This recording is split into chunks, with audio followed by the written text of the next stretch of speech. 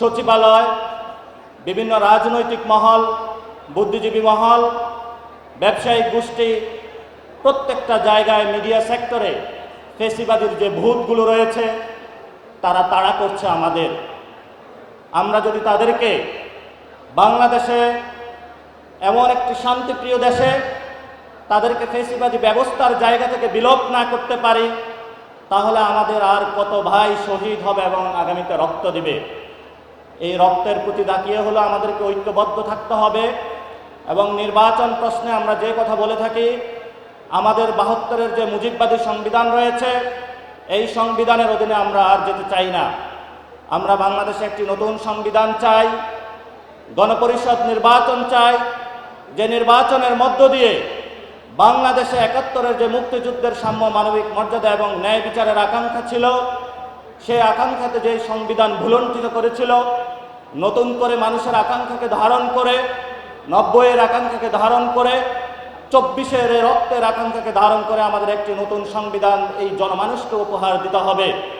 এই জনমানুষকে উপহার দেওয়ার জন্য এবি পার্টির আপনারা যারা রয়েছেন, আমরা যেভাবে ৫ তারিখে ঐক্যবদ্ধভাবে মাঠে ছিলাম, আগামীর সংগ্রামও আমরা সবাই ঐক্যবদ্ধভাবে মাঠে থাকতে হবে। এবং এখানে আমার সামনে জাতীয় বিভিন্ন রাজনৈতিক দলের নেতৃবৃন্দ রয়েছেন, আপনাদের জ্ঞাতার্থ বলছি, আমরা যদি নতুন একটি সংবিধান গণপরিষদের নির্বাচনের মাধ্যমে না পাই, তাহলে আমরা মনে করি বাংলাদেশ আরেকটি সংকটকালীন মুহূর্তে যাবে। আপনাদের দায়িত্ব আমরা আমাদের কাঁধে তুলে নিয়েছি। ৫ তারিখে যেভাবে আমরা তুলে নিয়েছিলাম, ভবিষ্যতেও আমরা এই জাতির একটি অগ্রনায়ক ভূমিকায় অবতীর্ণ হব। জাতির যে দিক নির্দেশনা সংকটকালীন মুহূর্তে অতীতেও যেভাবে আমরা কাজ করেছিলাম, বর্তমানেও করছি, ভবিষ্যতে ইনশাআল্লাহ আমরা মানুষের পাশে থাকব। ছাত্রদেরকে পাশে পাবেন, তরুণদেরকে পাশে পাবেন, এবং আপনাদের খুবই সূক্ষ্মভাবে তরুণরা, ছাত্ররা যে ভাষাগুলো অতীতে নিয়ে এসেছিল, এখনও বলছে, এবং ভবিষ্যতে তাদের এই লড়াইগুলো আপনারা উপলব্ধি করতে সক্ষম হবেন। যদি সেই জায়গায় আপনারা সক্ষম না হন, তাহলে আমাদের যে নতুন রাজনৈতিক ব্যবস্থার জন্য আমরা মাঠে নেমেছিলাম, সেই রাজনৈতিক বন্দোবস্ত বাধাগ্রস্ত হবে। আমরা চাই না অতীতের যে পুরাতন যে সিস্টেমগুলো রয়েছে, সেই পুরাতন সিস্টেমের ঝেঁকে বসা যে ভূতগুলো রয়েছে, এস্টাবলিশমেন্টের যে জায়গাগুলো রয়েছে, সেগুলোর কারণে যদি নতুন রাজনৈতিক বন্দোবস্ত বাধাগ্রস্ত হয়, তাহলে সেখানেও হয়তো বা ছাত্র জনতা আবার নতুন করে তাদের রক্ত দিতে হবে।